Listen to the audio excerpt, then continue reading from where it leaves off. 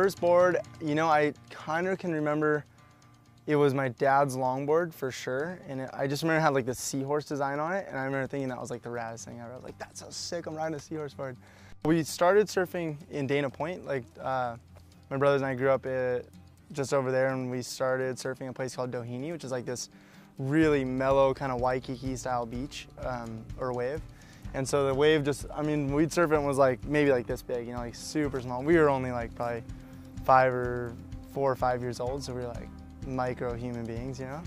So we were just so psyched, like, oh, this is sick. And like my dad would be on the outside and put us on this huge longboard, so this huge plank, and he'd push us like one at a time, push us in, and we'd ride like a ripple that wasn't even breaking.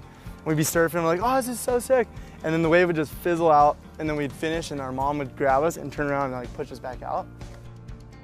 And so then our family moved to San Clemente when we were in 4th grade, so we were probably like, I don't know, maybe 7 or 8 years old, somewhere in there. And San Clemente was notorious for just having the best surfers, like the most radical surfers that existed at the time. So guys from like the Fletchers, the Beshens, the McNultys, you know, these guys were just running the show in the professional world of surfing. And so we just kind of like moved here, and we're tripping on the waves. They're so much more powerful and more radical. And then we're surfing with these guys and just going, what? Like, that's what you can do? And, you know, that kind of sculpted, I think, where we ended up.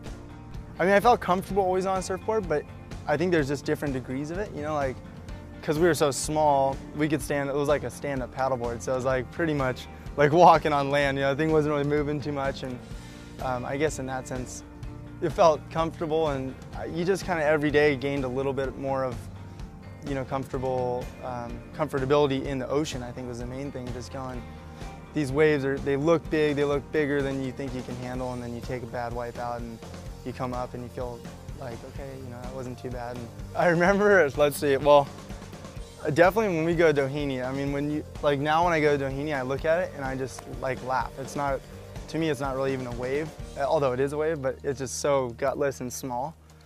And I remember as a kid, just like, we'd have these mornings super early, be me, my brother Dane, and my dad. And we're like running down, I've got like my trunks on under the wetsuit. I'm just psyching so hard. I'm like, it's on, it's like freezing.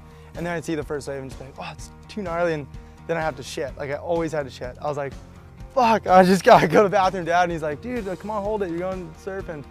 And then you just get the worst wipe out ever. And I remember like, I had a couple of really bad like donuts. And then I remember like, I think I even shit myself one time. Like proper, in my wetsuit, was just so baffled. I was so freaked out by the waves. I'm like, fuck, that sucks. And anyways, I mean, that's like super classic at the end because Dad had to handle it.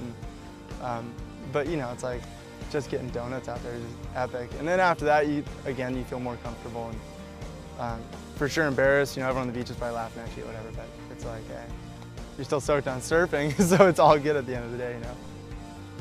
Biggest challenges would probably be, at least when I was younger, for sure getting to the beach, because I always felt like you had to rely on someone for a ride, or like call your buddies and be like, what up, like, can you pick me up, let's do this. And then I think as you grew older, probably was breaking boards, because I was growing so fast, you know, everyone was going through puberty, and like, all of a sudden you're like a foot bigger, like 2 months later, and your board that was perfectly sized is all of a sudden like way too small.